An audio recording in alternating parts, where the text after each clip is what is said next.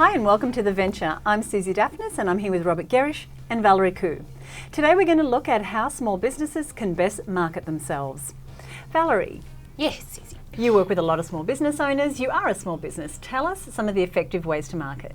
I think one of the key things people need to do is actually plot out a marketing calendar. Sometimes we can be really reactive. We think, oh no, we need to get more, sales of this, or we need to put focus on this, but actually you need to be a bit more strategic. So think about each month by month or 2-week block or whatever it is, and work out what you want to focus on then, and make sure all of your marketing actually reflects what you're focusing on, so that you don't have 10 different disparate messages reaching people and people can get confused. Let them focus on one thing at a time as well. So a marketing calendar is really important. I so agree with that. I mean, I think we often talk about binge marketing as being a way that typically businesses behave, which is they don't do any marketing because they're too busy working in their business, and then the phone stops ringing or the email stops pinging and suddenly they do a whole lot of marketing. That's when ill-considered marketing happens and emails get sent out and 8-megabyte PDFs and all that.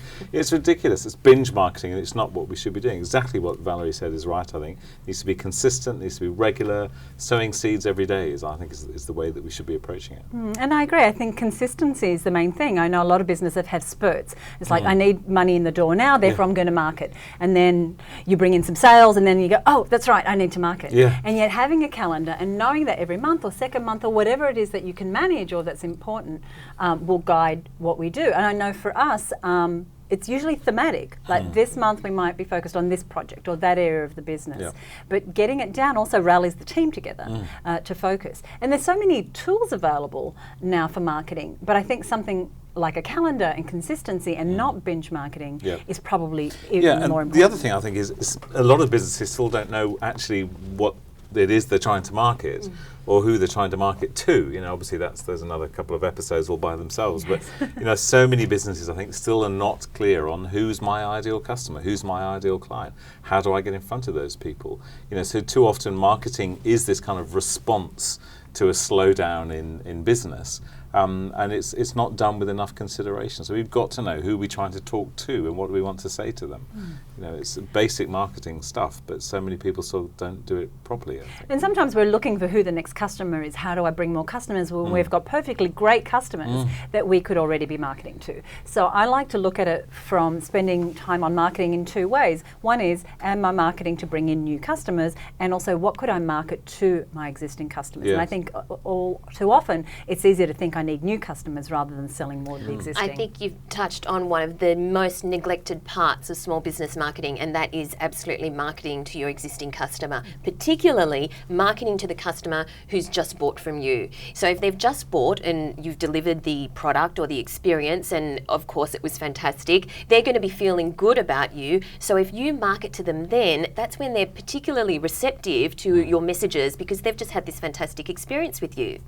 One of the experiences that I've had with small businesses is they find it a little hard to differentiate themselves. And yet, I think it's still really important that you find what is unique about your business when you're marketing. Oh, look, I agree. I think having your USP and being clear what that is vital for business, but so many businesses struggle to find out what makes them unique, or they think what makes them unique actually isn't unique at all. Whereas often the best way is just to ask the people around you, ask your customers. It'll tell you what makes you different. And sometimes it's not necessarily specific about your service or your product, but it may be about the person behind the business, your unique style, the way you communicate, the way you present yourself. But the best way, I think, is ask the people around you to help you get to that USP. We should ask our customers more than we do, I think. And once you get that USP and you define your niche, it's just so much easier for you to market. Everything comes to you a lot easier because you know that you're speaking to a particular customer, you know you're offering a particular service, and so you can shape all of your marketing particularly to that USP. And I think once you've identified what it is that is unique and you put that across everything, your emails, your website, your all your literature, the way you answer the phone, you can have that consistency that adds to that uniqueness because it permeates everything that you do. There are some missed opportunities right now where small businesses aren't taking advantage of perhaps some of the great new tools that are available to them. Valerie, I know there's one that you particularly think is a wonderful opportunity. Well, it's something that you do a lot actually, Susie, but I think a lot of small business owners don't take advantage of it, and I think that's webinars. I think that you can offer free webinars. They don't take a lot of your time as a small business owner, and they can be recorded and played again, but that's a great way for you to engage with your target customer, engage with some leads and prospects. They get to know you, as in your leads and prospects get to know you through the webinar, and also you get to showcase your expertise for half an hour or an hour or whatever it is. It's a fantastic opportunity that is extremely low cost, and I think people should give it a go. Anything you're seeing? Yeah, well, I would say mine is not surprisingly much more old-fashioned. The thing that I think that a lot of businesses still do not attach enough importance to is the value of word of mouth.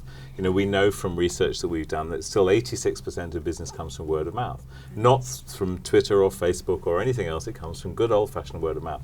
But in order for people to talk about you to someone else, they have to know what you do and who you do it for.